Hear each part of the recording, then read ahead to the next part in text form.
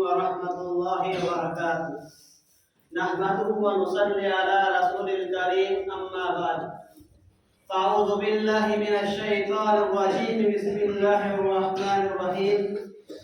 कुल्लु नफ्सिन ज़ाइक़ातुल मौत। અહીં ઉપસ્થિત આદરણીય અધ્યક્ષ મહોદય, નિર્ણાયક ગણ તથા મારા સાથી મિત્રો, આજે હું તમારી સમક્ષ જે વક્તવ્ય રજૂ કરવા જઈ રહ્યો છું એનું વિષય છે મોતની હકીકત. મોત એક એવી હકીકત છે જેનાથી કોઈને પણ છુટકારો નથી. મોત બધાને આવવાની છે અને આ હકીકતથી કોણ અજ્ઞાત છે કે આ વિશ્વ અને વિશ્વનું જીવન થોડાક સમય માટે છે. इंसान आ दुनिया में चौकस मुद्दत माटे मोकलवामां આવ્યો છે અને તે પોતાની ચોક્કસ મુદ્દતવાળી ઉંમર પૂરી કર્યા પછી મૃત્યુ પામે છે.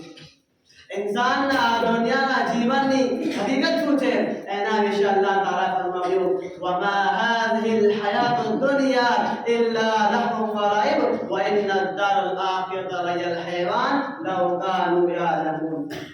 આ દુનિયાનું જીવન તો માત્ર રમતના તમાશો છે, પરંતુ આખિરતનું સ્થાન સાચું સ્થાન છે. આપણે આયાતથી શીખવાનું મળે છે કે વર્તમાન જીવનની કોઈ પણ હકીકત કે વાસ્તવિકતા નથી, માત્ર રમતનો તમાશો છે. એટલા માટે આપણને આ દુનિયાની માયાજાળમાંથી બહાર આવીને આખિરતની તૈયારી કરવી જોઈએ.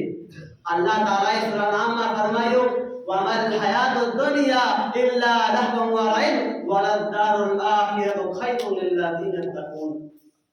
આ દુનિયાનું જીવન તો માત્ર રમતનો તમાશો છે, પરંતુ હકીકતમાં આખિરતનું સ્થાન તેમના માટે સર્વશ્રેષ્ઠ છે અને તે ફક્ત પરેશગારો છે.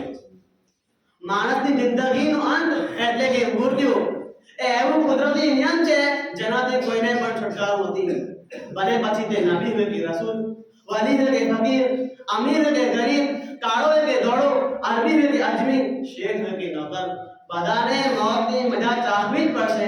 અલ્લાહ તાલાએ ફરમાવ્યું, કુલ્લુ નફ્સિન ઝાઇકાતુલ મૌત. દરેક માણસને મોતની મજા ચાખવી જ પડશે. માણસની જાતની ફરતી અને રંગતી હસતી જિંદગી અલ્લાહ તાલાની અમાનત છે અને અમાનતનો માલિક તે નથી હોતું જેની પાસે વસ્તુ હોય છે, પરંતુ એનું સાચું માલિક તે હોય છે જેની તે અમાનત હોય છે. મોતની મજા બધાને ચાખવી જ પડશે. એના વિશે ગરબી કવિએ કહ્યું છે, અલ મૌતુ કદહુન કુલ્લુ નફ્સિન શારિબુ વલ કબ્રુ બાબુન કુલ્લુ નફ્સિન દાખિલુ. મોત એક એવું પ્યાલું છે જે બધાને પીવું જ પડશે અને કબર એક એવું દ્વાર છે જેમાં બધાને પસાર થવું જ પડશે. આપણે દરરોજ આ દુનિયાની જીવનની હકીકત જોઈએ છીએ કે જે લોકો તૂટેલા ફાટેલા કપડા પહેરીને જિંદગી જીવે છે, મૃત્યુ તેમને પણ આવે છે. અને જે લોકો ખૂબ સારા કપડા પહેરીને જિંદગી જીવે છે, મૃત્યુ તેમને પણ આવે છે.